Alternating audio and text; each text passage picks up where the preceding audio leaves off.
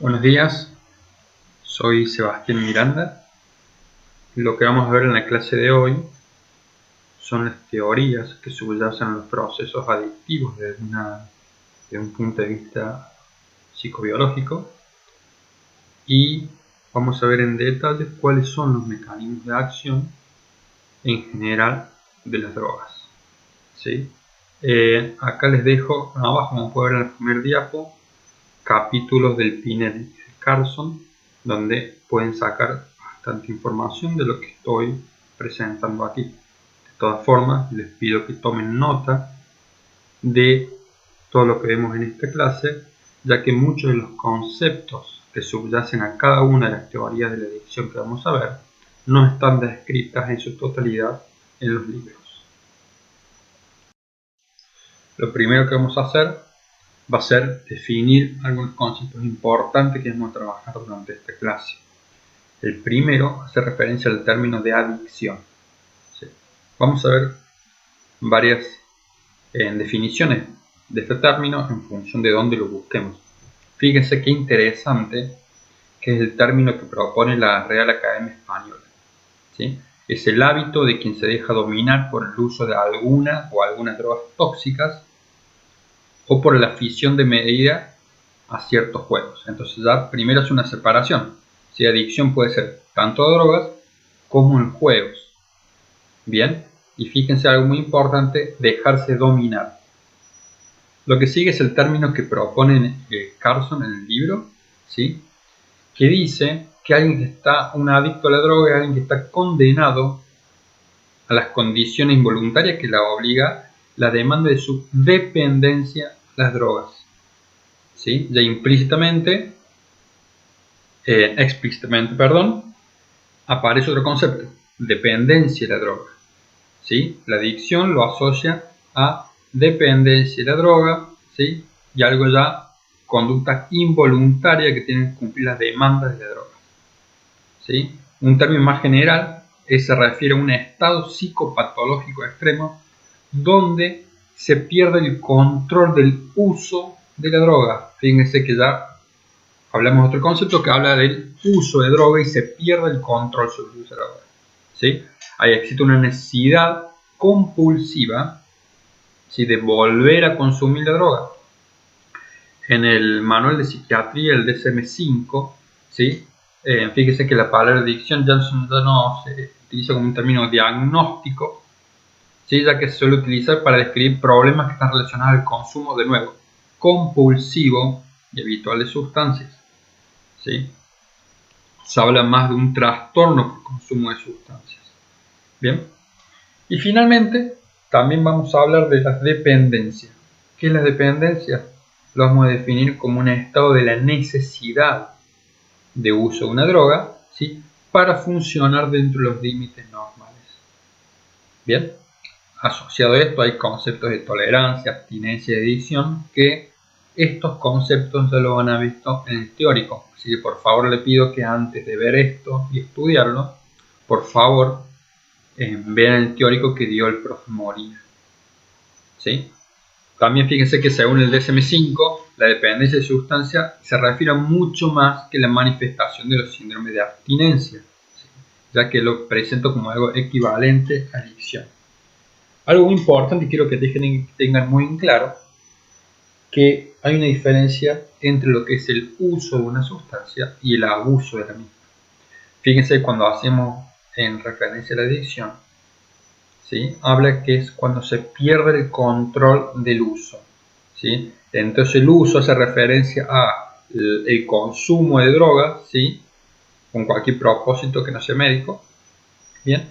Y el abuso es cuando el uso de droga ya conlleva problemas en individuos, tanto personales, ¿sí?, para con la sociedad.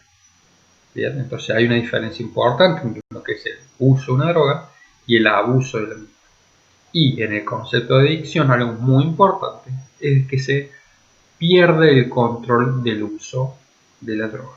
¿Sí? Es un estado psicopatológico y existe una necesidad compulsiva, ya lo vamos a ver lo que es la compulsión más adelante, de volver a consumir la droga. Lo que vamos a ver ahora son tres teorías, ¿sí?, que tratan de explicar por qué las personas consumen droga y por qué se reitera el consumo.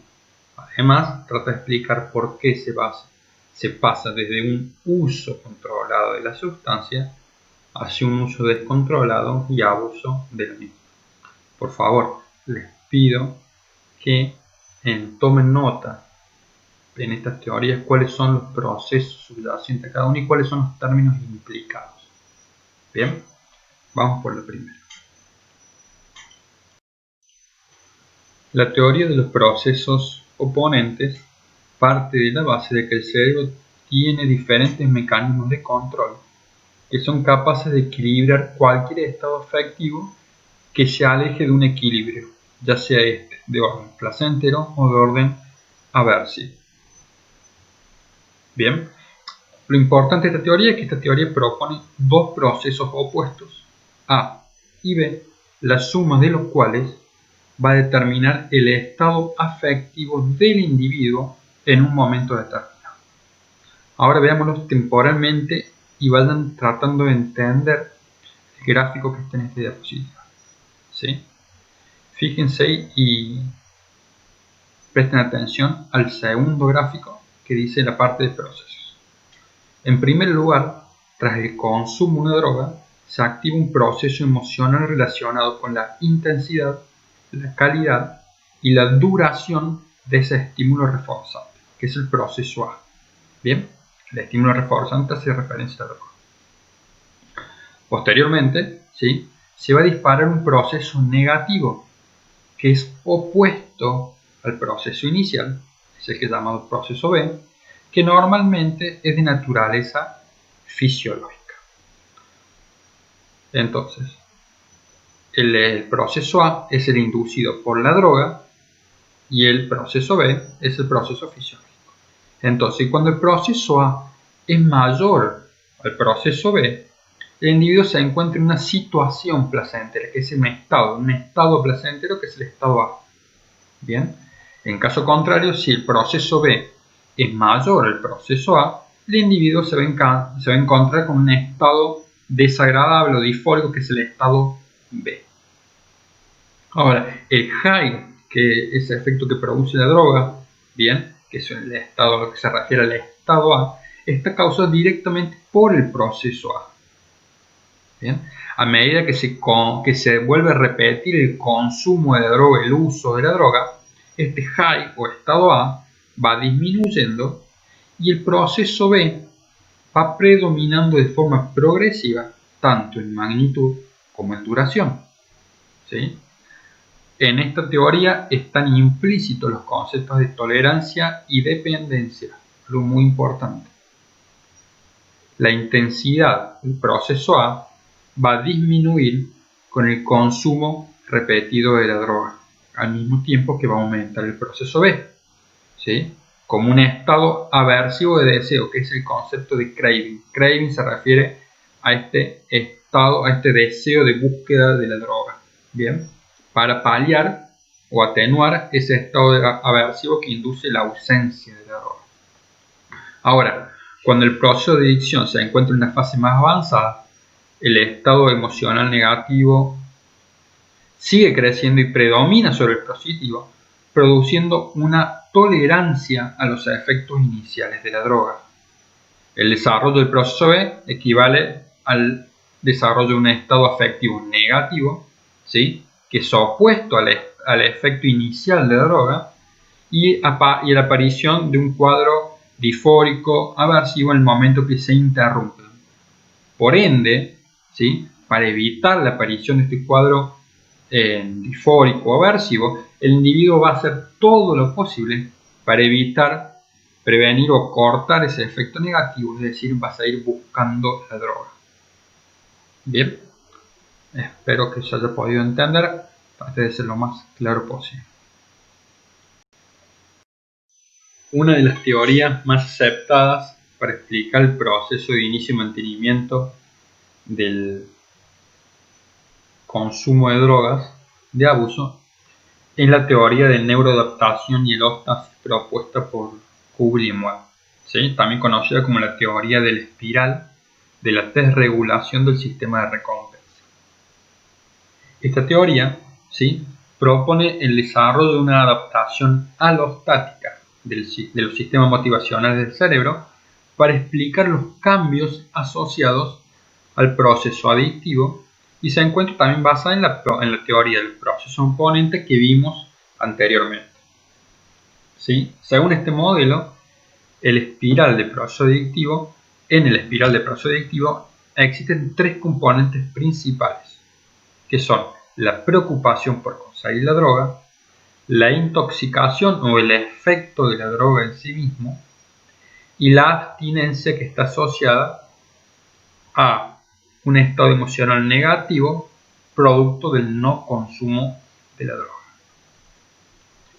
Al principio, el estado de preocupación por la droga o anticipación a los efectos de la misma se va a relacionar con el fenómeno de sensibilización psicomotora.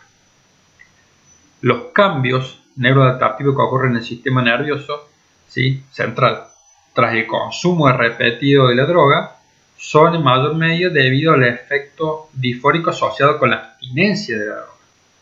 Ahora, fíjense algo que suma esta teoría y es un abordaje a un punto de vista neuroquímico, ya que en la fase de intoxicación, está reflejada por la activación del sistema dopaminérgico y el opioide, y la fase de abstinencia y el estado emocional negativo se encuentra dominado por la sobreactivación del eje hipotálámico hipofisario adrenal y el incremento en la síntesis del factor liberador de corticotrofina, CRF, y a su vez en la disminución de la actividad dopaminérgica.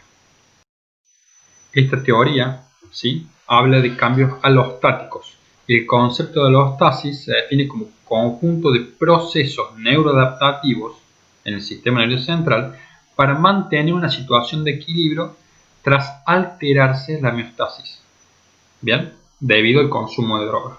Ahora, como consecuencia del consumo repetido de la droga, los circuitos cerebrales que están implicados en el refuerzo van a mantener sus funciones alteradas, ¿bien?, y se va a producir una desviación del umbral de recompensa. ¿Qué significa? Que estos procesos neuroadaptativos van a seguir creciendo con el consumo repetido de la droga, produciendo un estado patológico que va a su vez retroalimentar el consumo repetido de la droga, ¿sí? Y así se produce una exacerbación de esta situación que es patológica. Ahora bien, estos procesos neuroadaptativos que aparecen durante la adicción no solamente han sido relacionados a propiedades reforzantes de drogas, sino también al consumo prolongado, cuyo fin no sería la sensación placentera, sino evitar las consecuencias negativas de la abstinencia, del síndrome de abstinencia. ¿Se entiende? Los efectos reforzantes agudos de las drogas de abuso parecen ser responsables del inicio del uso y consumo y el establecimiento del fenómeno adictivo. Pero por otra parte, los efectos negativos que están relacionados a la abstinencia y la droga parece que son cruciales para el mantenimiento del proceso adictivo y la tendencia a la recaída, incluso tras prolongados periodos de abstinencia. De esta manera, esta teoría lo que propone es una visión de la adicción más real, capaz de identificar algunos factores neurobiológicos que son responsables de la adicción y la recaída en individuos que tienen una historia previa de drogodependencia.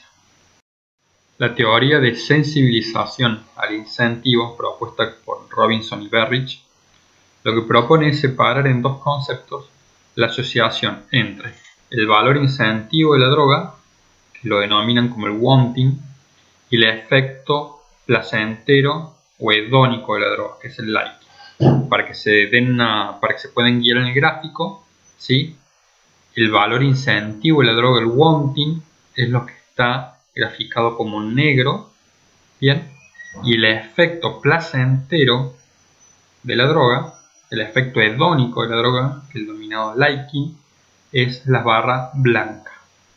Ahora, durante el consumo repetido de la droga puede observarse que hay un proceso de sensibilización a determinadas acciones farmacológicas de la droga.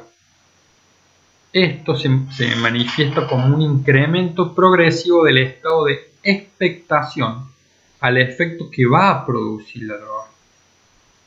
Entonces, los efectos placenteros de la droga en sí no parecen estar sensibilizados durante la adicción, pero sí la expectación a esos efectos. Bien, el componente de la adicción que está sujeto a sensibilización y que es medido por dopamina es la motivación por la droga, el wanting, el querer la droga, también llamado como saliencia incentiva. Ahora fíjense este detalle. Si relacionamos esta teoría a la anterior, la de neuroadaptación, bien, podemos ver que hay una analogía en el sentido que el componente hedónico de la adicción, que está sujeto a tolerancia, bien, acá denominado como euforia, fíjense que la barra blanca va disminuyendo con el tiempo, ¿sí? Es el proceso A en la otra teoría. Sin embargo, el liking, que es la barra negra, que es el estímulo asociado a la droga, ¿sí? Que está sujeto al proceso de sensibilización, es decir, con incremento con el tiempo, ¿sí? Equivaldría al proceso B en la otra teoría. Ahora bien, el uso prolongado de las drogas, ¿sí? El pasar de un uso a un abuso de drogas, ¿solamente lleva problemas psicológicos? Vamos a ver que no. ¿Sí? Hay cambios que se producen en el sistema nervioso, bien, que van a ayudar a explicar por qué se mantiene ese uso prolongado, ese abuso de drogas, y por qué hay también cambios en los efectos que produce la droga en el mismo sujeto con el correr del tiempo. Por ejemplo, en este gráfico, ¿sí? Lo que pueden ver, bien, es que esto es un gráfico de, bueno, como pueden ver arriba, son células que vienen en células que producen dopamina, que vienen desde el BTA, bien, y que proyectan acá el núcleo accumbens. Y como ven, la liberación de dopamina en el núcleo accumbens desde BTA, producido por ejemplo el consumo de cocaína, bien, cocaína es una droga que produce liberación de dopamina, ya vamos a ver cómo, bien. El uso prolongado lo que va a producir es cambios genéticos en los factores transcripcionales, que pueden ver acá, lo que a su vez va a modificar la actividad génica para producir cambios en algunas proteínas, que a su vez va a impactar y va a resultar en cambios morfológicos en diferentes, por ejemplo, espinas dendríticas de estas neuronas. Fíjense, por ejemplo, en este gráfico, sobre lo que hablamos en la diapositiva anterior. Este gráfico lo que mide, si es el gráfico de la izquierda, es la cantidad de espinas dendríticas que se observan, bien, en un sujeto control y un sujeto que ha consumido cocaína. En realidad no son sujetos, esto es in vitro, bien, y después la ramificación o arborización, bien, que es el gráfico de la derecha, entre un control y una expuesta a cocaína. Ahora fíjense que lo que se observa es que efectivamente, como les comenté en la diapo anterior, ¿sí? La administración de cocaína incrementa la densidad de espinas dendríticas en el núcleo accumbens, bien, y a su vez aumenta también la ramificación. ¿Por qué es importante que suceda esto en el núcleo accumbens? Porque como ya hemos visto y ya han visto ustedes antes, ¿sí? El núcleo accumbens forma parte del circuito de recompensa, que es un circuito implicado en todo lo que son efectos motivacionales, no solo de drogas de abuso, también de muchos estímulos naturales como son la alimentación y el sexo. La investigación en la adicción se ha focalizado mucho en la función que tiene el sistema dopaminérgico mesocórtico límbico. Bien, ¿por qué este sistema en este lugar del cerebro? Si recuerdan, los primeros estudios se remontan a la década del 50, cuando Olds y Milner utilizaban la técnica de autoestimulación intracraneal y comprobaron que los animales presionaban de forma repetitiva una palanca cuando tenían electrodos implantados en una zona determinada de dicho sistema.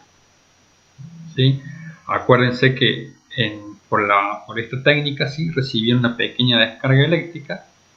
Bien, y lo importante es que esta descarga le producía un efecto placentero, lo que convertía la conducta de expresión de la palanca como una conducta repetitiva y que se aumentaba en el tiempo. Bien, la colocación del electrón en diferentes áreas permitió elaborar un mapa cerebral de las vías de refuerzo, bien, que luego sirvió para el estudio de todo lo que es el sustrato neurobiológico en adicción a drogas. Este sistema dopaminérgico está integrado por 3 vías. La vía dopaminérgica nigroestriatal, que parte de la sustancia nigra y proyecta hacia el núcleo estriado, y se compone de proyecciones que van desde el área tegmental ventral al núcleo accumbens, ¿sí? Hipocampo, tubérculo olfatorio, amígdala y corteza prefrontal. Las proyecciones que van desde el núcleo accumbens se dirigen hacia el núcleo pálido ventral y hacia el área tegmental ventral, formando así un bucle que ejerce un control recíproco.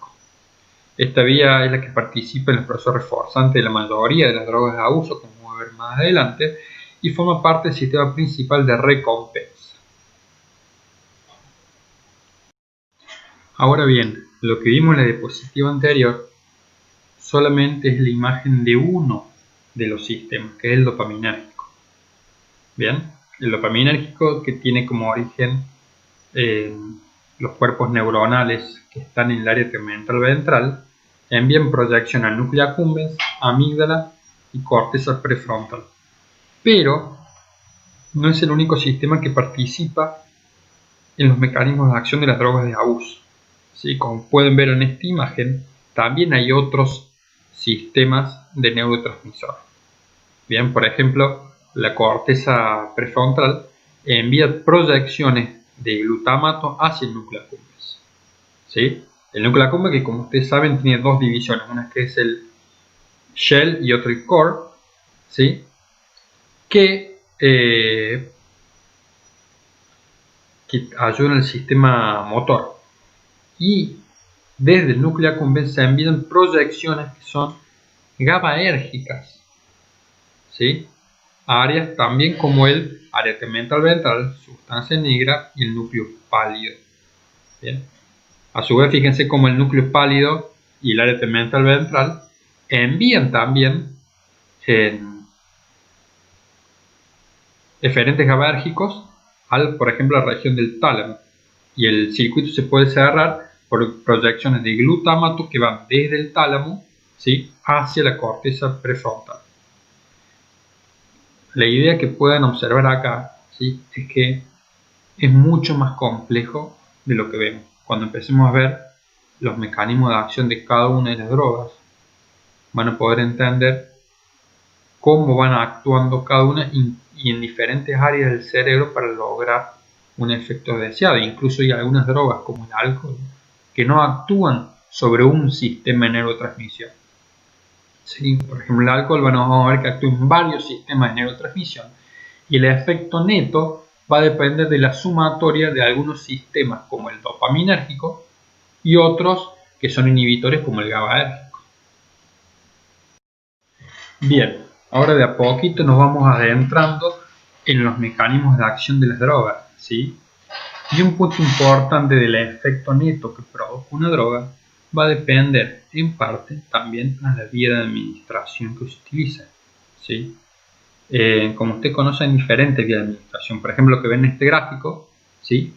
es la concentración que se observa en plasma de cocaína en función del tiempo post-administración. Y cada una de las barras lo que muestra es, por ejemplo, la negra, la administración intravenosa, la rosa, la intranasal, la marrón cuando es fumada, y la celeste cuando es oral. Lo que pueden observar es que lo que genera más rápido, ¿sí?, y a su vez mayor concentración de cocaína en plasma es la administración intravenosa. Sin embargo, la que es intranasal, fíjense que demora mucho más, alrededor de 60 minutos, en hacer pico, digamos, llegar al nivel máximo de concentración en plasma, casi una hora después de la administración venosa, que la venosa es casi inmediatamente cuando hace pico, ¿sí? Entonces, el efecto que vayan a producir va a tener una línea temporal. Esa línea temporal va a depender también de la vía de administración y de la dosis que utilicemos, que se utiliza para administrarse. La farmacodinamia es la parte de la farmacología que se encarga de estudiar los mecanismos de acción de los fármacos, ¿sí? Y vamos a ver ahora en particular dónde pueden ser los sitios de acción de las drogas de abuso consideradas como fármacos. ¿Bien? Uno de los mecanismos de acción puede ser sobre las enzimas. Bien, los fármacos pueden actuar inhibiendo la actividad de una enzima, ¿sí?, uniéndose a la misma, y también puede comportarse como falsos sustratos, generando metabólicos que pueden interferir con las funciones. También pueden actuar sobre las moléculas transportadoras, bien, inhibiendo a las mismas o actuando como agonistas. Los fármacos también pueden actuar sobre canales iónicos, bien, ya sea bloqueándolos como antagonistas o estimulando su apertura y funcionando como agonistas. Por otro lado, pueden actuar sobre los receptores, bien, que va a depender de la afinidad que tienen con el receptor, y con el receptor pueden funcionar como agonistas o como antagonistas. Bien, ahora vamos a ver en el cuadro que sigue el diapo, en ejemplos concretos de esto que les estoy mencionando. Si bien este gráfico está en inglés, yo se lo voy a ir explicando para que puedan entenderlo, pero es bastante simple. Las drogas pueden actuar como agonistas o como antagonistas. Acuérdense que agonistas se refiere a que van a mimetizar e incluso incrementar la función de algo en particular, y antagonistas que van a bloquear la función de algo. Bien. Como agonistas, yo voy leyendo de arriba para abajo. Las drogas pueden incrementar la síntesis de los neurotransmisores, aumentando, por ejemplo, la cantidad del neurotransmisor. También, sí, pueden aumentar la cantidad del neurotransmisor destruyendo las enzimas que lo degradan, ¿sí?, o también aumentando la liberación del mismo desde el botón terminal. A su vez, las drogas pueden unirse a autorreceptores que bloquean el efecto inhibitorio que tiene sobre la liberación de neurotransmisores. Generalmente los autorreceptores funcionan como un loop negativo, que el neurotransmisor liberado se une a ese autorreceptor que está en el botón terminal, y lo que produce es que se termine la liberación, se corte la liberación del neurotransmisor. Por eso, al bloquear el neurotransmisor, bloquea el efecto inhibitorio sobre la liberación del mismo, ¿sí? A su vez, la droga puede unirse a un receptor postsináptico, ¿sí?, y puede activarlo para incrementar el efecto del mismo neurotransmisor, ¿sí? Y por último, la droga puede bloquear la desactivación del neurotransmisor, bloqueando la degradación o el recupero del mismo. Por otro lado, las drogas pueden tener efectos antagonistas de diferentes maneras. Empecemos a verlos. Primero, sí puede actuar como antagonista, bloqueando la síntesis del neurotransmisor, por ejemplo, destrozando la enzima que lo sintetiza. O también, ¿sí?, por otro lado, rompiendo las vesículas donde se encuentran las moléculas del neurotransmisor que se van a liberar. Bien, también puede bloquear la liberación del neurotransmisor desde el botón terminal, ¿sí? Las drogas pueden actuar sobre los autorreceptores, ¿bien? Inhibiendo la liberación del neurotransmisor, ¿sí?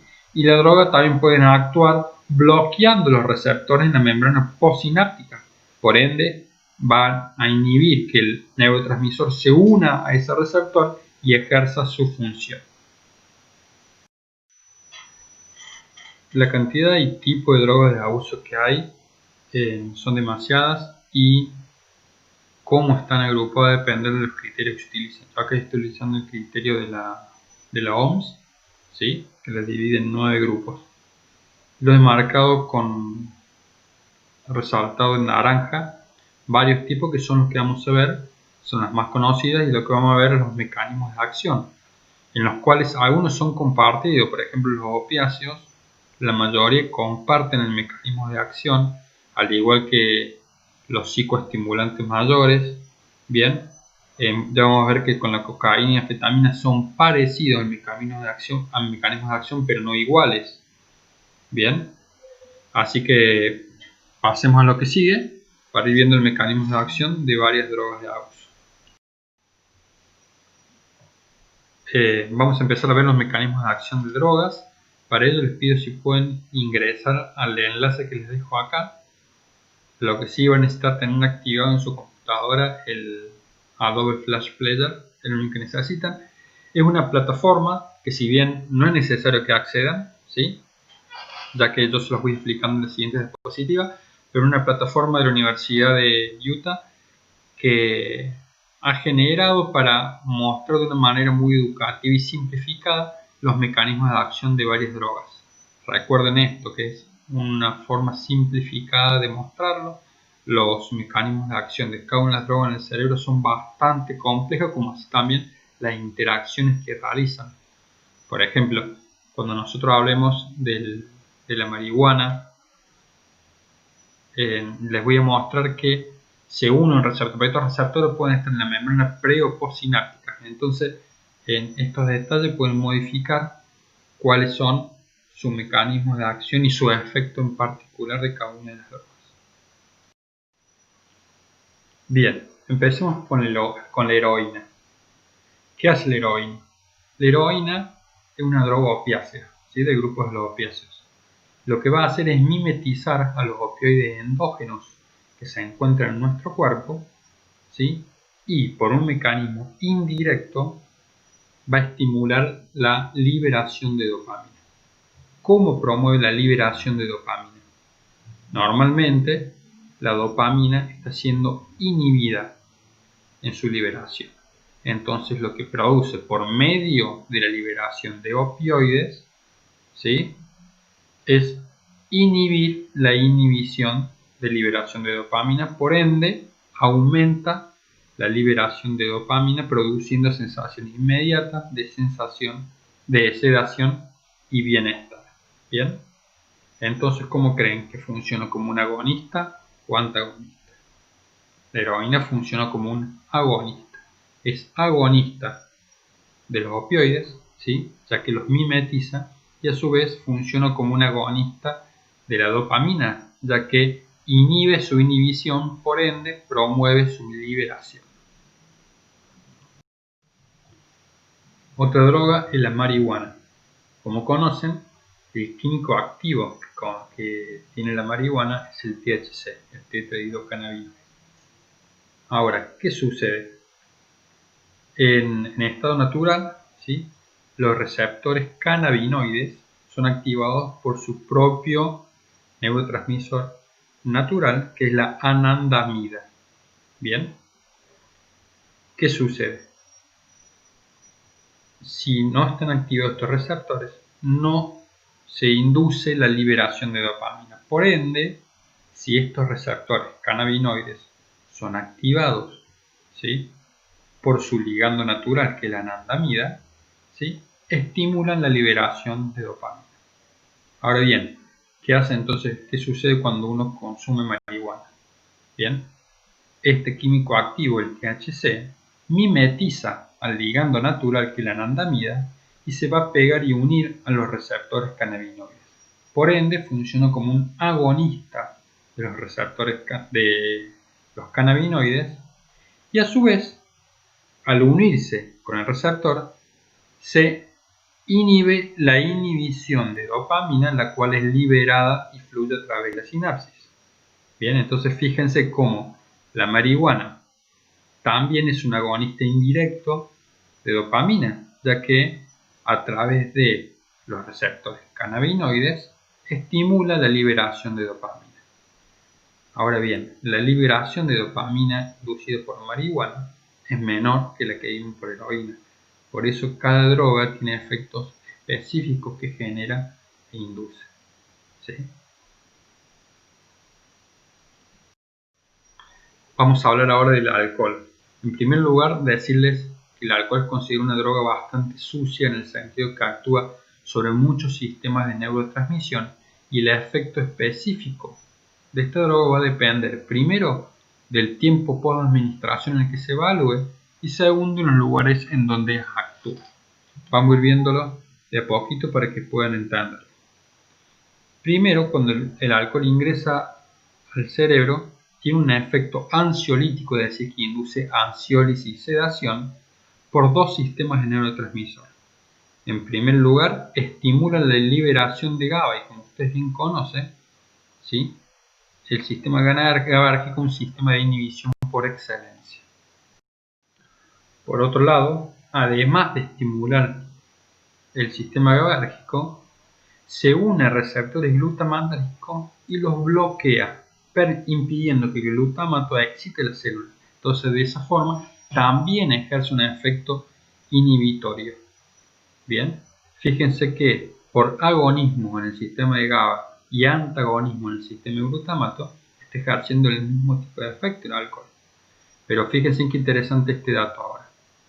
Otro mecanismo de acción que tiene el alcohol, y que esta vez no se refiere a sus efectos de ansiolítico y sedación, sino a sus efectos estimulantes motores y de euforia, se refiere a que también esta droga es capaz de promover la estimulación de dopamina. Puede hacerlo directamente, ¿sí? O indirectamente por medio de un sistema parecido a lo que vimos en los opioides, ya que promueve la liberación de opioides endógenos, particularmente endorfinas y encefalinas, y a través de la liberación de estos opioides, induce la liberación de dopamina. Es decir, que el alcohol también es un agonista de los opioides y un agonista de dopamina. En relación al éxtasis, tenemos que decir que en condiciones normales son los transportadores de serotonina los responsables de eliminar y remover las moléculas de serotonina que quedan en la sinapsis una vez que han terminado su función. Bien, ¿qué es lo que hace el éxtasis cuando ingresa al organismo? El éxtasis mimetiza la serotonina y es tomado por los transportadores que lo vuelven a meter en el botón sináptico. De hecho, tienen mejor selectividad y preferencia los receptores por el éxtasis que por la misma serotonina. Bien, ahora, ¿qué sucede cuando el éxtasis se encuentra ya en el botón presináptico? Una vez que el éxtasis se encuentra en el botón presináptico, lo que va a hacer va a interactuar con estos transportadores y hace que empiecen a trabajar al revés. ¿Qué significa trabajar al revés?